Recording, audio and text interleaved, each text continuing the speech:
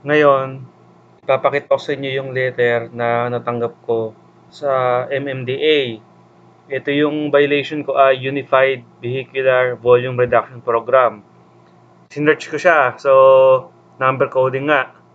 So, ito yung sulat na natanggap ko. Yan, binuro ko lang yung details kasi malalaman nyo kung saan ako nakatira. Name, address, tas citation number, summon number, yan yung account number na babayaran nyo pag nagbayad ka sa LBC. Bayad center or SM Bills Payment. Ngayon, natanggap ko yung sulat na to noong October 11. Ngayon ay October 14. Pero ang date ng violation ko ay February 18. Mga 8 months yon bago dumating yung sulat, no? So, may isa pa akong violation. Ito, mas nauna to. Yung violation ko dito ay yung sa Yellow Bus Lane. Nangyari to nung March 14 sa Itza Guadalupe. Ayan, may picture pa. Dalawa lang kami dyan sa Yellow Bus Lane, yung nakuha ng kami. Natanggap ko yung sulat nung August 23. Binayaran ko din yung araw na yon. So, from March to August, 5 months. 5 months bago dumating yung sulat.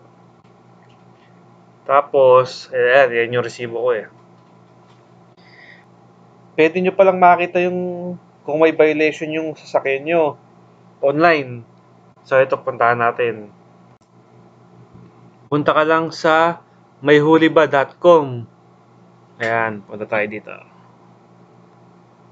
Ayan, enter nyo lang dito yung plate number or conduction number nyo. So, enter ko yung conduction number ko dahil ito yung sa number coding eh. Ayan, makikita nyo may violation pa ako. Tapos, i-enter ko yung may plaka na ako, nabayaran ko na to. So, wala nang lalabas dyan na violation.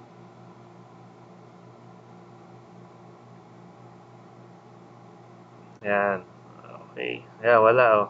May mga hugot lines pa sila, no? Ayan, try nyo lang. Type nyo yung plate number ng kapitbahay nyo, kung ano, conduction number ng kapitbahay nyo. Kaso, hindi pa kayo makapagbayad kasi wala kayong account number na manggagaling doon sa sulat sa MMDA. Ito, para makita nyo lang advance na kung may violation kayo. Para makapaghanda kayo sa babayaran nyo.